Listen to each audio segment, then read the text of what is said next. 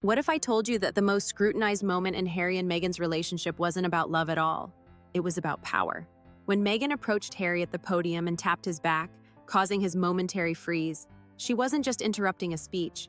She was exposing the battlefield that their marriage has become. A battlefield where control, not affection, determines who wins.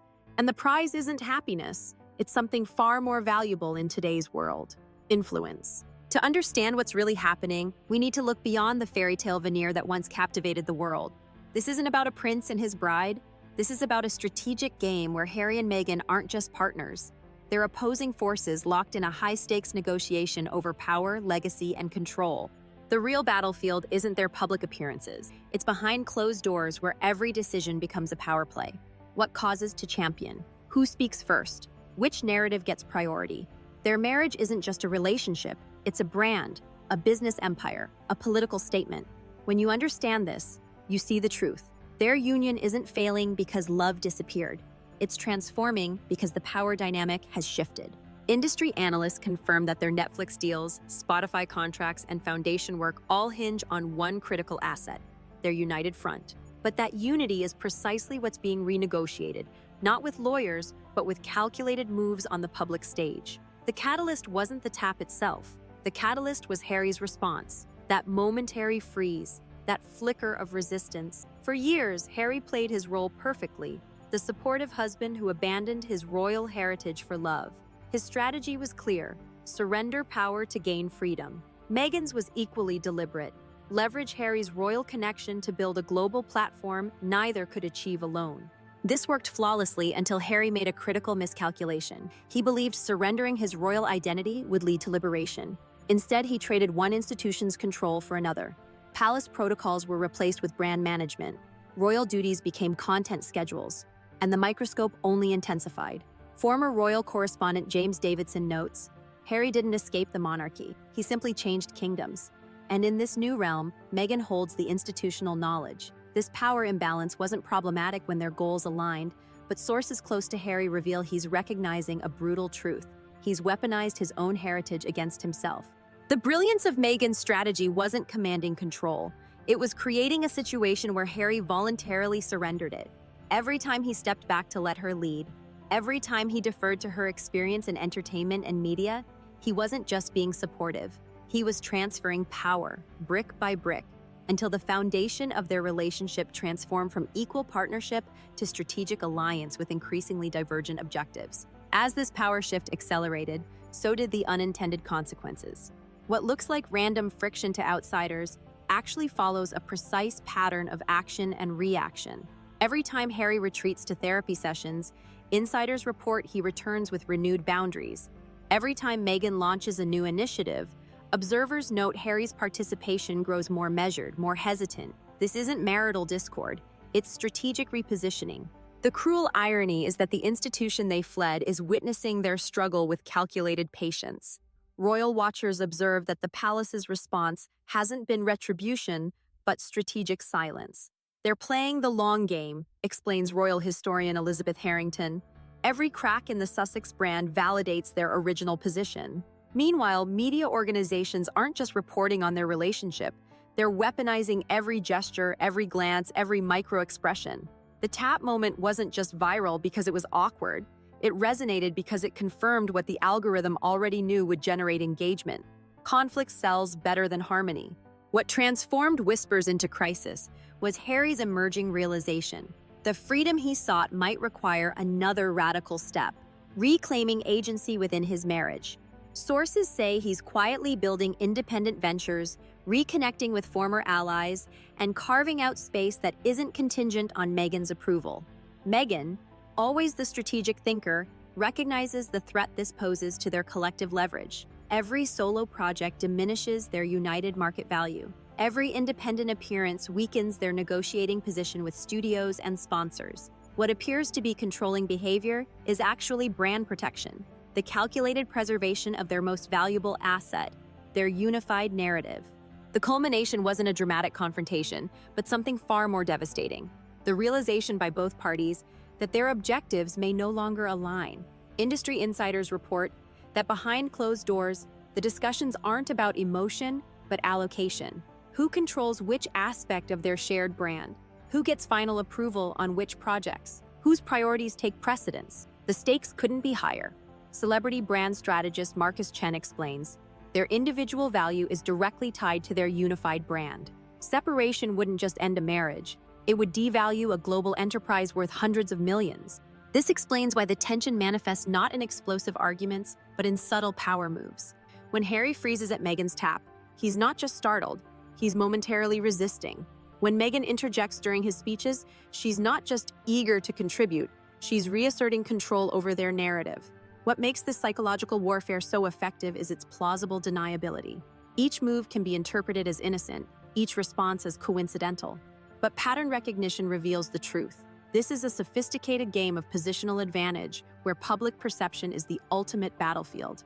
The tap moment went viral not because it was unusual, but because it crystallized what audiences subconsciously sensed. The performance was slipping. The choreography was breaking down. For a millisecond, the mask fell, revealing the strategic maneuvering beneath. The brilliance of Meghan's approach has been maintaining moral high ground while executing power plays. By positioning herself as progressive, feminist, and anti-establishment, she creates a scenario where any criticism appears regressive or racist. Meanwhile, Harry finds himself in an impossible position: resist and be labeled unsupportive, comply and surrender more ground. Financial analysts estimate their joint ventures rely on this united front. Netflix deals, speaking engagements, and foundation fundraising all leverage their combined star power. Any visible fracture doesn't just threaten their marriage, it imperils their entire economic model. So who's winning this invisible war? The answer reveals the brutal efficiency of institutional power over individual agency. Currently, Meghan maintains positional advantage. She holds greater market value as the architect of their post-royal strategy. Her entertainment industry connections, media savvy, and strategic vision established their California foundation. Without her, Harry risks becoming merely an exiled royal with diminished relevance. Harry's counteroffensive involves reclaiming enough independence to negotiate from strength rather than dependency. Sources report his recent solo appearances aren't random. They're calculated attempts to rebuild his individual brand equity. His re-engagement with military causes and conservation work represents strategic diversification of his personal portfolio. The cost of this power struggle extends beyond their relationship. Their foundation's impact initiatives suffer from the diverted energy. Content deals face delays as decision-making grows more complex. Their staff navigates increasingly complicated approval chains as trust erodes. The brutal truth nobody wants to admit: what began as a love story has evolved into a sophisticated business negotiation where affection and strategy have become inextricably intertwined. Neither party can fully separate their emotional investment from their professional interests. Former palace aide Jonathan Williams observes, Harry sacrificed his birthright believing he was trading duty for freedom. Instead, he exchanged one form of obligation for another, equally demanding but less structured.